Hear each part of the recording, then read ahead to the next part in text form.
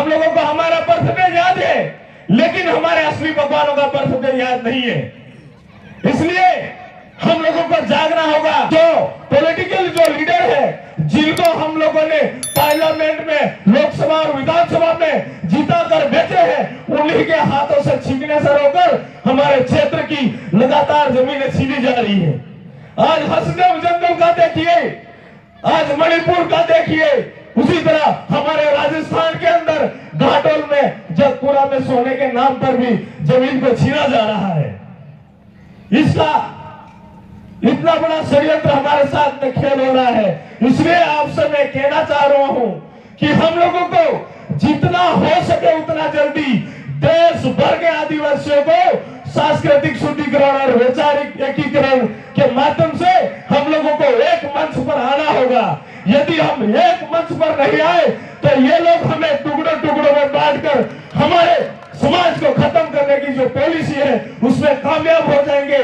इसलिए साथियों, हम लोगों को सत्ता के मंदिरों पर कब्जा करना है और शिक्षा के मंदिरों पर कब्जा करना है। जब तक शिक्षा के मंदिरों पर कब्जा नहीं करेंगे तब तक गैर आदिवासी शासन प्रणाली द्वारा इस क्षेत्र में वो अधिकारी जो लगाए जाएंगे जो गैर कानूनी तौर पर हमारे लोगों पर झूठे मुकदमे दर्ज करेंगे।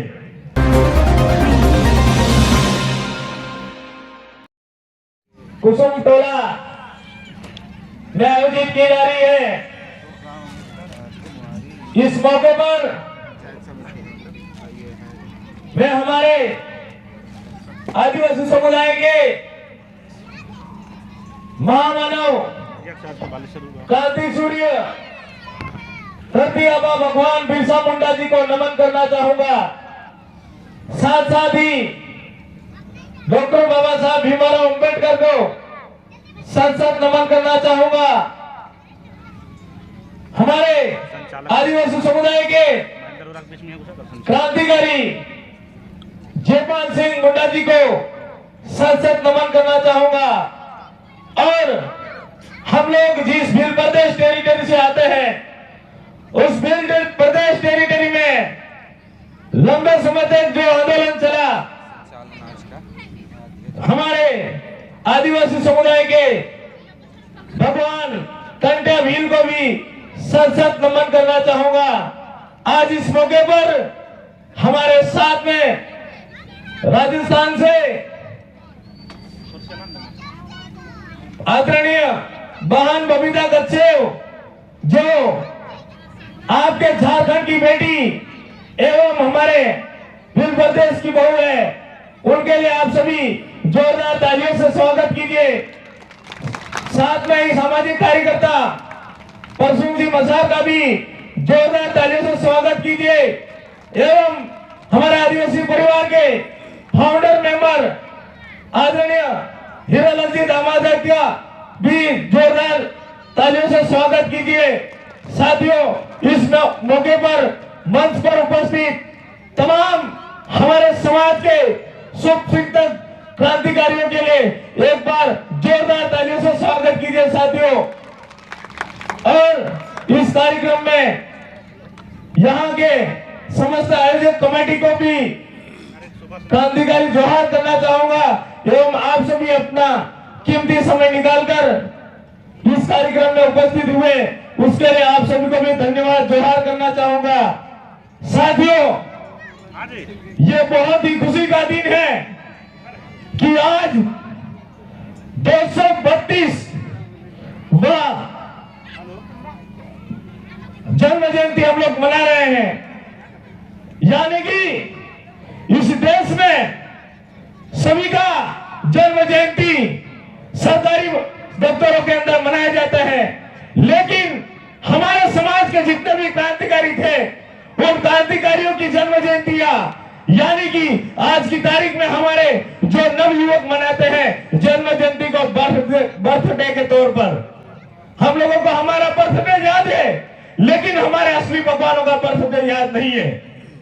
इसलिए हम लोगों को जागना होगा, क्योंकि हमारा जो वीर बुद्ध भगत है, हमारे भगवान, उनका जन्म 17 फरवरी 1792 में हुआ था। लगभग 1825 के आसपास अंग्रेजों और यहाँ के जो राजे रजवाड़े यहाँ की जो जमीन पर कब्जा करना चाह रहे थे, तब हमारे वीर बुद्धगत जी ने उल्गुलान किया था, एक जंग छेड़ी थी कि इस क्षेत्र के अंदर हम लोग आप लोगों को जमीन कतई नहीं देंगे। उसी तरह छोटा मोटा लगातार आंदोलन 5 साल तक चलता रहा और 1832 के आसपास हमारे भगवान को युद्ध के दौरान 13 फरवरी 1832 के अंतर्गत हमारे वीर बुद्धगत की मृत्यु हो जाती है। साथियों, आज इस मौके पर आपसे मैं कहना चाहूंगा कि हमारे समाज का जब भी हम लोग इतिहास पढ़ते हैं, तब कहीं न कहीं युद्धों के दौरान षड्यंत्र के तहत हमारे समाज के उन क्रांतिकारियों को मारा गया है, लेकिन देश भर में आज हमारे समाज का कहीं पर भी जिक्र नहीं किया जाता है। यह सबसे बड़ी दुख की बात है। आज हम लोग जिस भील प्रदेश टेरिटरी से आते हैं, उस भील प्रदेश में भी हमारे भील आदिवासियों को 4 राज्यों के अंतर्गत बांट दिया गया है। इतना बड़ा प्रॉब्लम इन लोगों ने क्रिएट किया है, क्योंकि इन 4 राज्यों में एक समाज को बांटा तो 4 टुकड़े हो गए। ये 4 टुकड़े इसलिए किए क्योंकि ये भील समुदाय आपस में मिले नहीं, और मिलेगा तो इनकी वैचारिक एकीकरण नहीं होगा। इतना बड़ा संयंत्र हम भीलों को भी राजस्थान, गुजरात, मध्य प्रदेश, महाराष्ट्र 4 स्टेट के अंदर बांट दिया गया है। ये आप लोग समझ ही रहे हो। साथियों, आज हमारे समुदाय के साथ में देश भर में जगह जगह पर विकास के नाम पर जो जमीनें छीने जा रही है, उसके पीछे भी क्या कारण है, उसको भी हम लोगों को समझना होगा। आज सामाजिक कार्यक्रम में हम लोगों को इस बात को नहीं बोलना चाहिए, लेकिन सबसे बड़ी प्रॉब्लम है जो पॉलिटिकल जो लीडर है, जिनको हम लोगों ने पार्लियामेंट में, लोकसभा और विधानसभा में जीता कर भेजे हैं, उन्हीं के हाथों से छीनने से रोकर हमारे क्षेत्र की लगातार जमीनें छीनी जा रही है। आज हसदेव जंगल का देखिए, आज मणिपुर का देखिए, उसी तरह हमारे राजस्थान के अंदर घाटोल में, जगपुरा में सोने के नाम पर भी जमीन को छीना जा रहा है। इसका इतना बड़ा षड्यंत्र हमारे साथ में खेल हो रहा है। इसलिए आपसे मैं कहना चाह रहा हूं कि हम लोगों को जितना हो सके उतना जल्दी देश भर के आदिवासियों को सांस्कृतिक शुद्धिकरण और वैचारिक एकीकरण के माध्यम से हम लोगों को एक मंच पर आना होगा।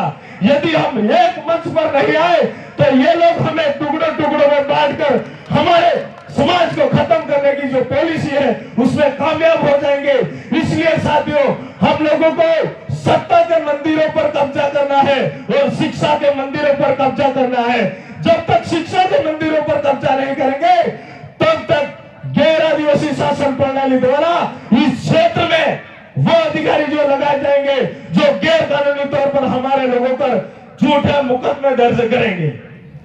साथियों, हम लोग जिस भील प्रदेश टेरिटरी से आते हैं, उस भील प्रदेश टेरिटरी में 17 नवंबर 1913 को हमारा समाज एक जन जागरण के तौर पर इकट्ठा हो रहा था। उस समय हमारे समाज को धोखे से मारा गया। 17 नवंबर 1913 को आप लोगों ने सुना होगा मानगढ़ हत्याकांड। उस समय में 1507 भील आदिवासियों को मार दिया गया। उसके जस्ट पास में एक ही दिन में 1200 आदिवासी भाई बहनों को मौत के घाट उतार दिया गया। इसी तरह षड्यंत्र चल रहा है। आज देश में जितने भी आदिवासी क्षेत्र में जो जमीन छीनी जा रही है विकास के नाम पर, ये आप समझ लेना कि एक प्रकार का शीत युद्ध हो रहा है देश के अंदर। उसका कारण हम लोगों को ईवीएम के नाम पर भी धोखा हो रहा है। ये सबसे बड़े जहर को भी समझना होगा। हम लोग जिस जनप्रतिनिधि को इलेक्ट करते हैं, जिस जनप्रतिनिधि को सेलेक्ट करते हैं, हकीकत में उसका सिलेक्शन नहीं होता है। इसकी वजह से ये तानाशाही सरकार हम लोगों को ऊपर लगातार शोषण कर रहे हैं। साथियों, मैं ज्यादा वक्त नहीं लगते हुए हम लोगों को आदिवासी परिवार ने विद्यार्थियों के हित में जो जिम्मेदारी और राजस्थान के अंदर दी है, तो हम लोग भी यहाँ चाहते हैं कि जितने भी युवा साथी है वो आज से संकल्प ले ले कि हम लोगों को भी हमारे समाज का शिक्षा के स्तर पर जितने भी संस्थान हैं, उन संस्थानों में पढ़ने वाले स्टूडेंट का एक स्वतंत्र स्टूडेंट यूनियन भी तैयार करना होगा, जिसके माध्यम पर हमारे समुदाय की शिक्षा के मंदिरों पर स्वतंत्र आवाज उठे।